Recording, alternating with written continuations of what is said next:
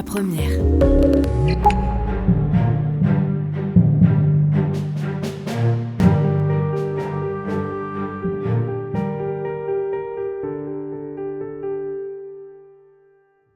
On avait à cœur de chasser les Allemands et de libérer, bien entendu, le sol français. Mais à quel prix? Après de durs combats, comme à la Garde ou à la Morane, Toulon est libéré le 26 août.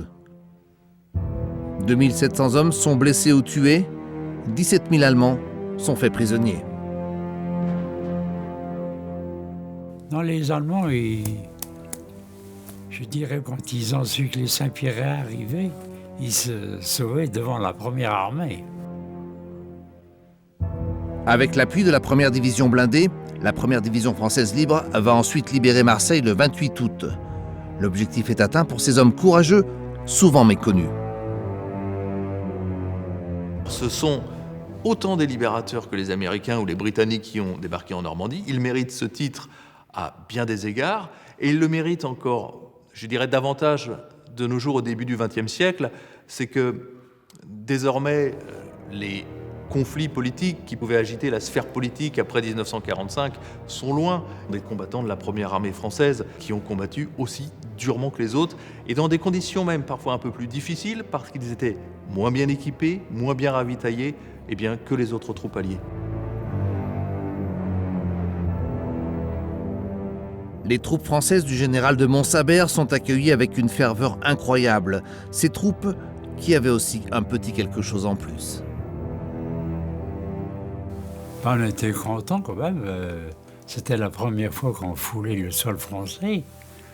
On était contents, surtout qu'on arrivait en libérateur. Et puis, en plus, il y avait le tabac et les chocolats.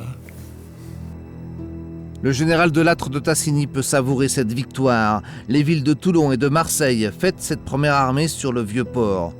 Dans ces troupes, des actions d'éclat, des héros souvent méconnus, comme Auguste Técher, le Réunionnais. Auguste Técher, c'est un sous-officier réunionnais qui a 32 ans en 1944 et il va se rallier très tôt à la France libre, au Proche-Orient, où il est avec son unité en juin 1940. Il était cuisinier et petit à petit, il va se spécialiser dans le désert, dans la pose de mine. Quand il débarque sur les plages de Provence en 1944, celui qui était devenu une sorte de grand spécialiste pour organiser un champ de mines va réussir à retourner son savoir-faire pour devenir un très efficace démineur. Donc c'est pour ça qu'il va avoir un très grand rôle pour protéger son unité face à cette réalité de la guerre que sont les mines et auxquelles va être confronté tous ces soldats ultramarins. Auguste Técher sera fait compagnon de la libération par le général de Gaulle. Ces hommes vont continuer leur progression car le but est de faire la jonction avec les troupes débarquées en Normandie. La première armée française, elle libère Toulon et Marseille dans des temps records et ensuite, elle commence la remontée du Rhône pour arriver jusqu'en Allemagne. Donc après une campagne très difficile, après la libération de l'Alsace qui est effective au début du mois de février 1945, on va pouvoir pénétrer en Allemagne et contribuer à la victoire alliée de manière absolument incontestable, puisque vous avez plus de 250 000 hommes qui vont pénétrer en Allemagne du Sud et qui vont ensuite pouvoir revendiquer autant que les autres leur titre de vainqueur. Cette mémoire est toujours vivante au mémorial du Montfaron près de Toulon, récemment rénové, et à l'intérieur duquel les nouvelles générations de soldats découvrent toutes ces histoires. Il faut toujours se rappeler de ce que nos ancêtres ils ont fait, de ce que nos anciens ils ont fait. Ils ont beaucoup aidé à la libération de la France, à des moments clés de l'histoire. Et pour moi, c'est vraiment quelque chose de grandiose. Agen, quartier Toussaint, 48e régiment de transmission. Le 15 du Pacifique effectue son recrutement de militaires et de joueurs avec cette notion de devoir de mémoire indispensable.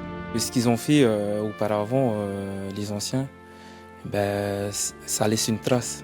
On est la nouvelle génération aujourd'hui. Pour moi, c'est très, très, très important d'en faire partie et puis d'aller de l'avant, quoi. Je me suis engagé par rapport aux vieux qui se sont engagés avant et qui ont donné leur corps et leurs âmes pour la France. Donc moi je voulais aussi, de par mon grand-père, mon arrière-grand-père et mon père, apporter aussi pour la France et pour notre pays. S'ils n'avaient pas fait ça à l'époque, nous, je ne pense pas qu'on serait ici aujourd'hui. Ils nous ont ouvert la porte, ils se sont engagés, ils se sont battus pour la France.